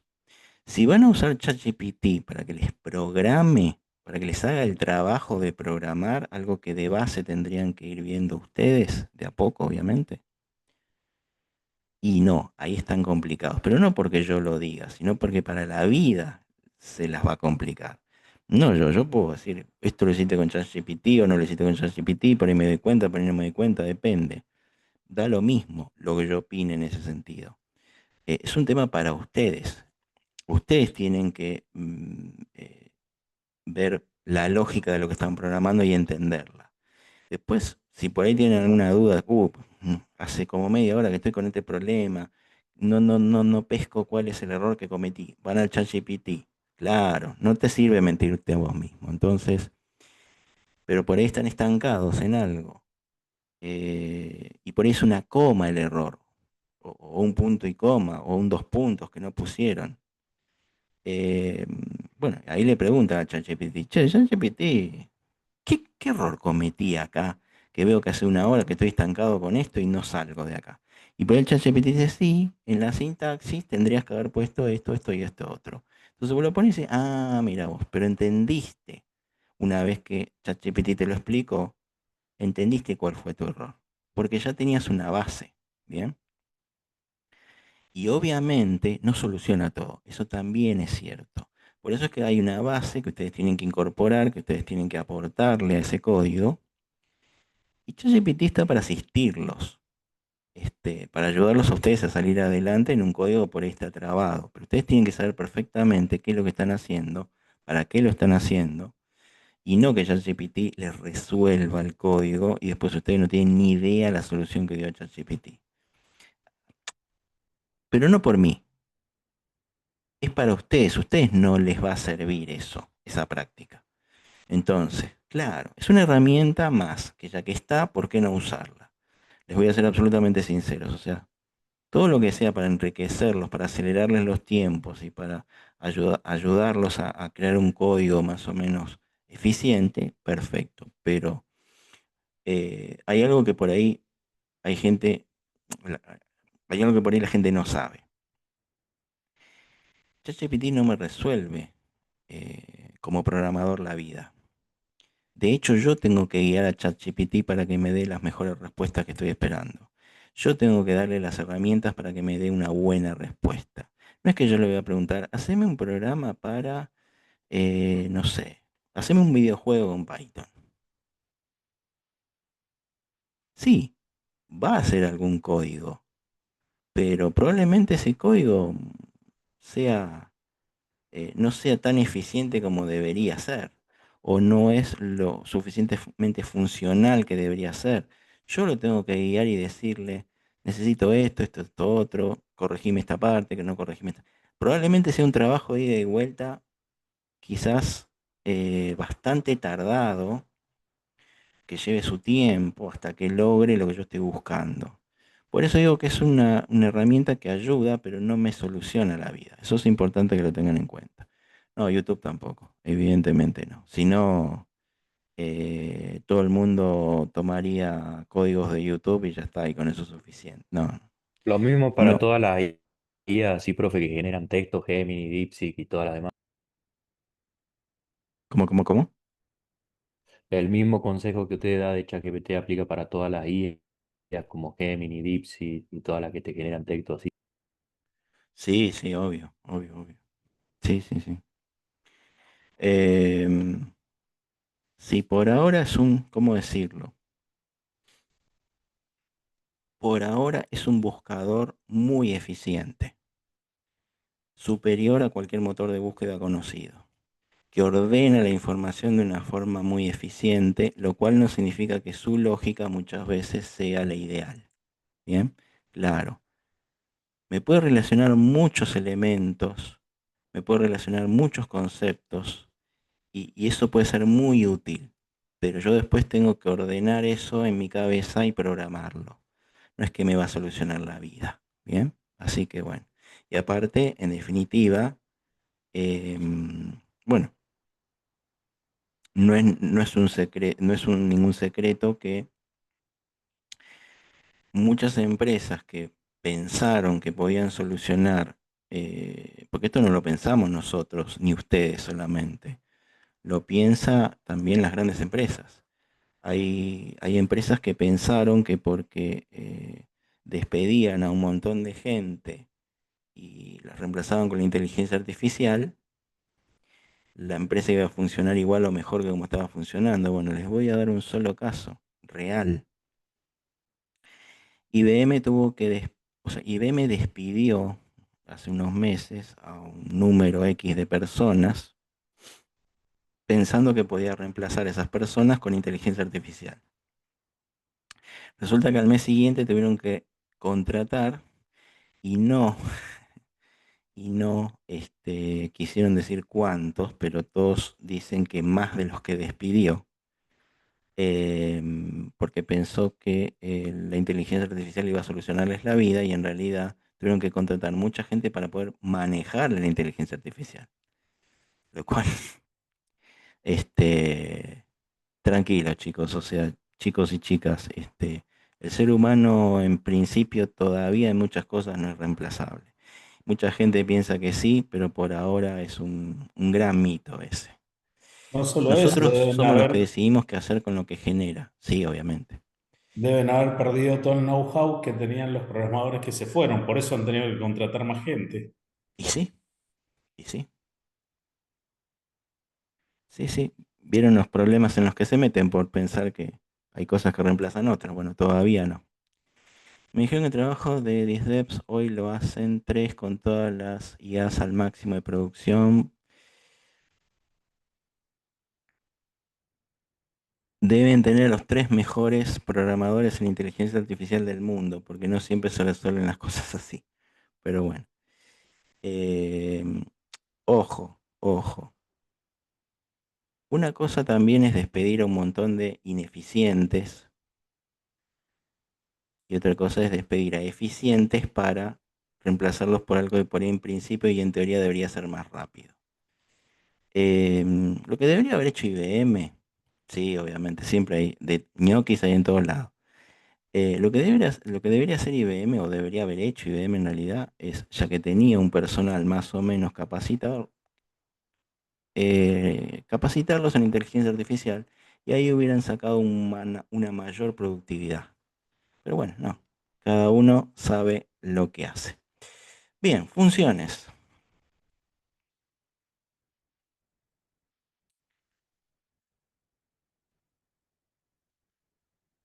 Pasamos a otro tema distinto al que estábamos viendo de funciones de bucle, Sí, profe. sí, sí. Sí, sí. Por ahora, tanto while como for, que son las estructuras repetitivas, por ahora eso es lo que necesito que sepan. Cuando incorporemos los conceptos de listas y de tuplas, y de diccionarios, que será a partir de la semana que viene, ahí vamos a meter a for y a while en otro contexto, un poco más complejo. Pero bueno, por ahora sigan el lineamiento de utilizar, por decirlo de alguna manera, este tipo de rangos y este tipo de valores generados por inicio, por final y por incremento. Bien, funciones.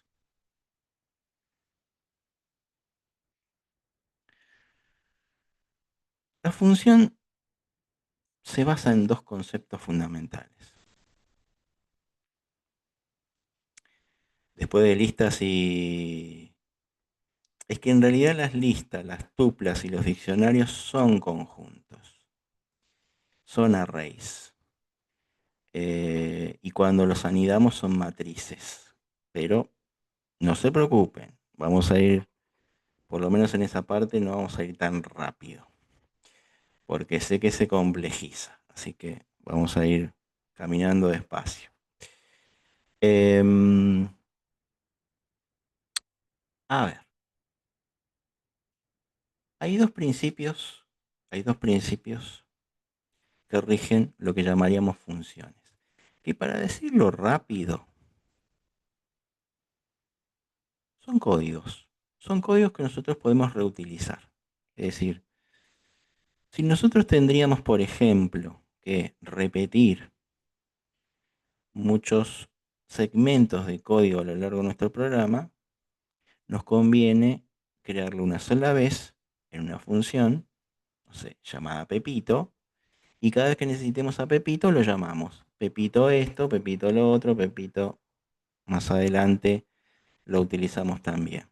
Entonces, Pepito supongamos que tiene, no sé, 15, 20, 30 líneas de código. Bueno, en lugar de escribir 20, 15, 20, 30 líneas de código toda de vuelta en diferentes momentos de mi programa, directamente llamo a ese segmento de código que lo voy a llamar función. ¿Bien? O sea, función es código que yo reutilizo en un programa. ¿Bien? Para decirlo simple. Ya cuando lo vean plasmado lo van a entender mejor. Entonces, las funciones se basan fundamentalmente en dos principios. El principio de la reusabilidad, como decíamos recién, o sea, un fragmento de código que yo uso en muchos sitios.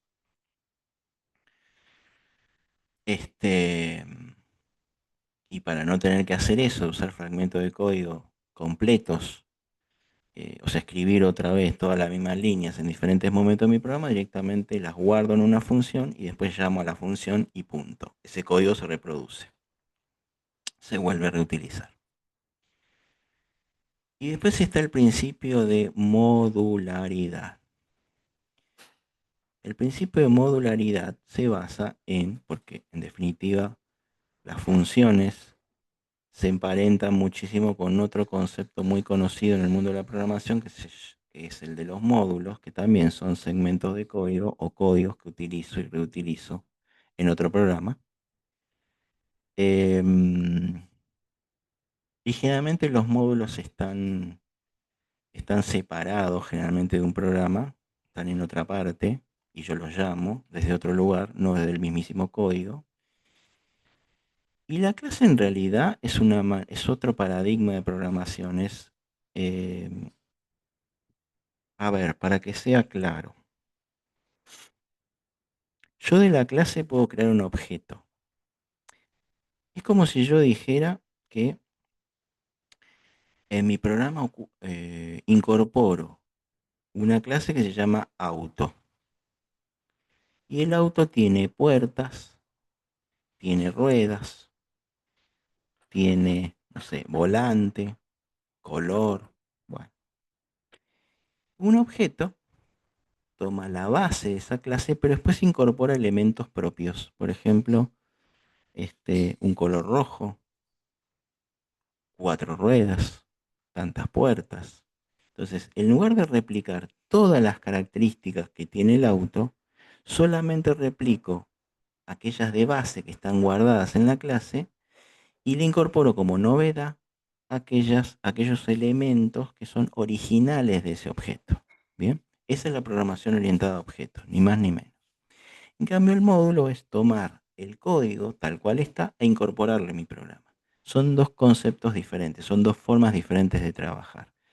En el paradigma de la programación orientada a objetos, yo creo genéricos, los aplico para que ya estén aplicados per se de base y después le incorporo elementos específicos. Es diferente. Son dos cosas diferentes, son dos formas diferentes de trabajar. Es como si yo creara, no sé, el objeto, o mejor dicho, la clase robot, y después en otra parte de mi código le incorporo algún elemento que por ahí es más particular. ¿Bien?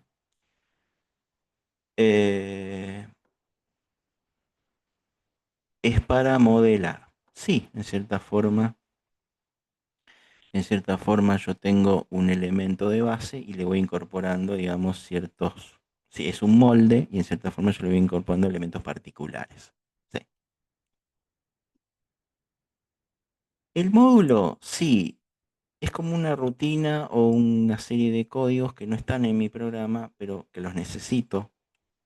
Y para incorporarlos yo los traigo a algún lado. Por ejemplo, vamos a suponer que yo hice un módulo que se llama caminar, que describe toda la lista, todo el paso a paso de lo que tiene que tener, por ejemplo, los movimientos de caminar. Por ejemplo, 3 pasos hacia adelante, uno al costado, uno hacia atrás y así sucesivamente.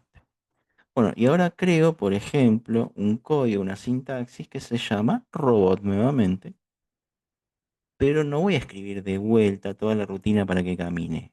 Traigo ya una rutina que se llama caminar y la incorporo. Y ya el robot, al relacionarlo con ese módulo, ya sabe lo que tiene que hacer. ¿Bien? Es como si las instrucciones que yo tengo para que una parte de mi programa funcione estarían en otro lado, estarían en un módulo y yo lo importo a mi programa para ver este. Después les voy a decir que vamos a ver con respecto a eso.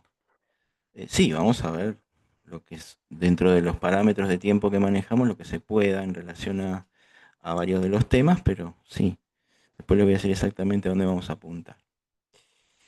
Así que bueno, módulo en definitiva es instrucciones que yo también traigo de afuera y que las incorporo a mi programa. Y una función normalmente, generalmente está dentro de mi programa y lo voy también reutilizando. Es código que voy reutilizando.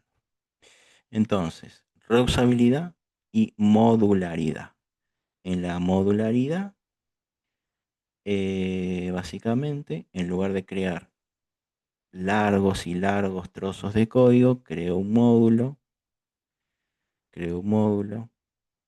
y después eso obviamente lo voy reutilizando en diferentes partes de mi programa. Bien, o sea que una función es eso, es código reutilizable, código que yo escribo en alguna parte, pero después que llamo y lo podría ir incorporando en diferentes momentos de mi programa y se ejecuta el código tal cual dice ahí. Sí, se podría decir que cuando se está reutilizando demasiado un código convendría transformarlo en un módulo. Qué buena opción esa. Sí, porque al módulo lo importás una vez. Sí, la función la puedes llamar varias veces en un programa. Sí, buena observación esa. Sí. Profe, disculpe la molestia, ¿podría volver a explicar que me perdí lo último de la diferencia? ¿Puede ser? Tanto la función como el módulo generalmente son largos trozos de código. Pero la función generalmente, o sea, y en ambos casos son instrucciones. El módulo generalmente yo lo tengo en otro archivo, no en el mismo archivo de mi programa, y a la función la tengo dentro prácticamente de mi propio programa. Entonces, cuando yo, a medida que voy escribiendo la sintaxis de mi código, necesito utilizar esa función, la llamo, pongo una instrucción para llamar a esa función. Y esa función, dependiendo de lo que yo le cargue como parámetro, va a utilizar esos códigos. En cambio, el módulo son un montón de instrucciones que generalmente mucho más grande que las funciones. De hecho, hasta puede llegar a tener funciones dentro también, no solamente códigos en general. Y lo llamo y lo importo para que ya todas esas instrucciones estén incorporadas en mi programa como si siempre hubieran estado ahí, como para poder utilizarlas. Generalmente los módulos cargan palabras reservadas que no existían en mi programa. En cambio, una función son instrucciones por ahí más específicas, para decirlo así de esa manera. Para darle una diferencia por ahí más puntual. Bueno, solamente decir, y la próxima vamos a explorar este tema en profundidad, solamente decir una función se encabeza con una palabra reservada llamada def, pongo el nombre de la función, muchas veces pongo argumentos, es decir, la exigencia de tener que poner algún tipo de entrada a ese código para que ese código obviamente funcione. Por ejemplo, si yo pusiera acá a d, significa que tengo que cargar esa función con dos valores sí o sí, a menos que haga otras cosas como valor por defecto y demás que ya veremos. El código que va a tener esa función y muchas veces también el retorno, porque les voy a explicar por qué es necesario que tenga un retorno. Em, que básicamente es tomar los valores que se generan o cargar los valores que se generan, por decirlo de una manera. Porque si no, no se podrían reutilizar. Después vamos a ver la diferencia y qué pasa si no lo pongo, si lo pongo, etc. Entonces, por ejemplo, Y con esto por hoy nos vamos. Em, sí, o sea, sí, vos decís si la función puede ser utilizada en cualquier momento, sí. Función se llama resta. Resta exige que haya dos valores, ¿bien? Que van a ser retornables, o sea, que se van a cargar en un momento para que puedan ser utilizados. Entonces, resta. Acá cargo los dos valores. 5, 3. Como el retorno tiene que ser A menos B, o sea, valor que se cargó en A y valor que se cargó en B se restan, es decir, se utiliza este signo de resta, entonces el resultado que va a imprimir va a ser 2. Entonces fíjense cómo esta es la función que yo creo al principio del programa, porque las funciones generalmente se definen al principio. Luego, en alguna parte de mi código, yo llamo a la función, que la llamo con la palabra del nombre de la función, los valores que le voy a poner, que están acá en A y B, y todo el resto lo hace la función. Es decir, cuando se ejecuta esto, se ejecuta el código que está guardado, que por ahora acá es un código corto, pero podría ser mucho más largo. eh, Se ejecuta lo que está guardado en la función. O sea, las instrucciones de la función, cuando yo la llamo, se empiezan a ejecutar. ¿Bien? Bueno, la próxima vamos a ver ejemplos de esto, cómo funciona, cómo se definen y cómo las llamo básicamente, pero la estructura básica es esta. ¿Bien? La creo y después en algún momento lo llamo. Los parámetros entran en el mismo orden en que están listados en la definición de la función, especialmente los que se llaman posicionales, sí, pero hay una excepción a la regla. Cuando yo en lugar de poner A o B, indico que A sea igual a algo y B sea igual a otra cosa, ya no importa eso. Pero cuando se lo escribe así, en donde primero está A y después está B, en la posición de esto, cuando yo ponga 5 y 3, Python va a deducir automáticamente que el 5 es A y el 3 es B. Pero si yo acá arriba hubiera puesto, no en este orden, sino hubiera puesto B es igual a 3 y A es igual a 5, ya está, ya definí qué valor va a tener A y qué valor va a tener B. Pero si no, sí tengo que seguir ese orden. Hay excepciones, como las que acabo de mencionar, pero si no, sí. Así como está ahora, sí. Tiene que respetarse ese orden. Si yo cambio los valores en las paréntesis, ¿el resultado cambiaría? Sí, porque las variables recuerden que son mutables. Si yo más adelante en mi código pongo resta 4 y 2, o 4 y 1, sí, el resultado va a ser otro. Sí. Va a ser el resultado que ustedes pongan ahí, obviamente. 4 menos 1 va a ser, obviamente, 3 en este caso. Sí. ¿En qué casos no va nada en los paréntesis cuando definís la función? Sí, hay casos que no es necesario. La próxima vamos a mostrar todos los casos de funciones que hay. Sí, hay funciones que podrían perfectamente no tener parámetros. Sí, sí, hay algunos casos en que sí. Que por ahí, por ejemplo, una función que solamente imprima algo específico, algo ya definido, algo que ya sea claro en el código, que no necesite que yo le aclare ningún valor extra. Por ejemplo, si en lugar de que yo tenga que imprimir algo específico, acá diga print y una frase que yo ya puse, no necesito ponerle parámetros. Con que simplemente más adelante ponga llame a la variable va a imprimir lo que está escrito ahí y no otra cosa, pues no necesita más nada. O sea, cuando una función no necesita ningún valor extra para poder ejecutarse, generalmente no va nada entre los paréntesis. Exactamente. Y si yo quiero ver el resultado de la función en terminal, y ahí trata de usar prints muchas veces, que eso te da la salida, si no, sí se pierde. Pero generalmente se usan prints para mostrar ese tipo de resultados, sí. En la mayoría de los casos, por lo menos en los casos que nosotros estamos viendo ahora. Bueno, muy bien. En las funciones sobre todo, sí. Y después les voy a mostrar un ejemplo, o sea, el jueves les voy a mostrar un ejemplo de por qué. porque si no ustedes no verían ningún resultado. Sí, después vamos a hablar del examen, pero el examen no es en el transcurso del curso.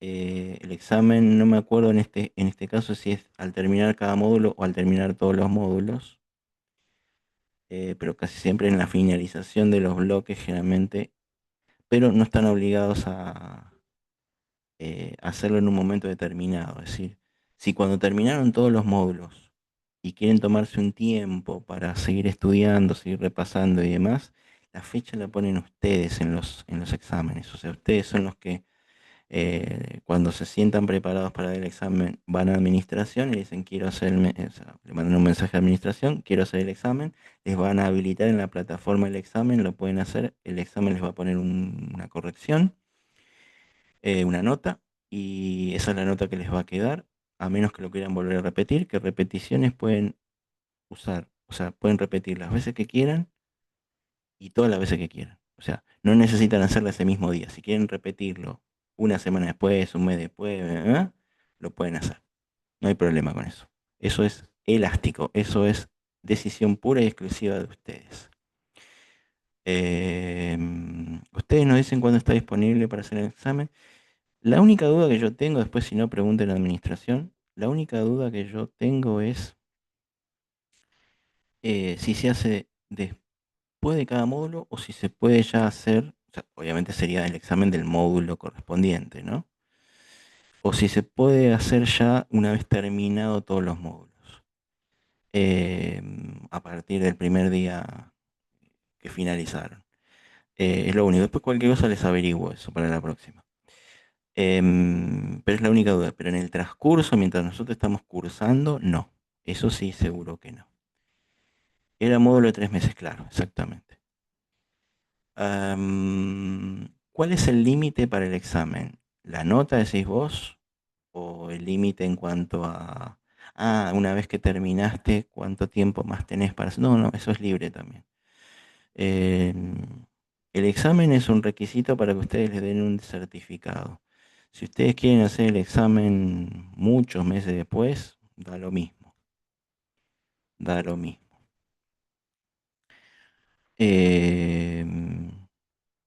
Creo que se aprueba con 7, si no me equivoco. Sí, sí, sí, sí. No, de nada.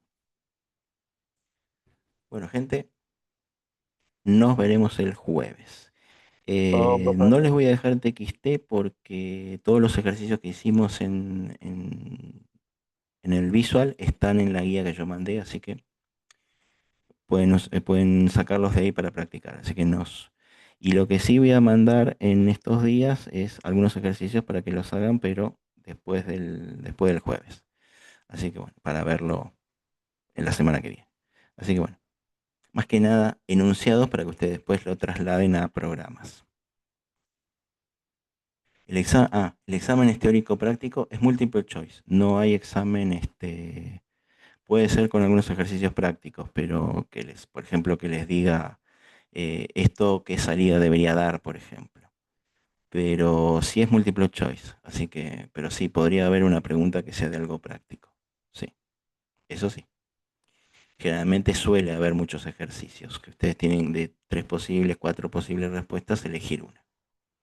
Así que bueno. Bueno, gente, bueno, de nada. Me alegra que sea claro. Nos veremos el jueves entonces. Gente, buena semana y hasta Nos la vemos, próxima. profe. Chao.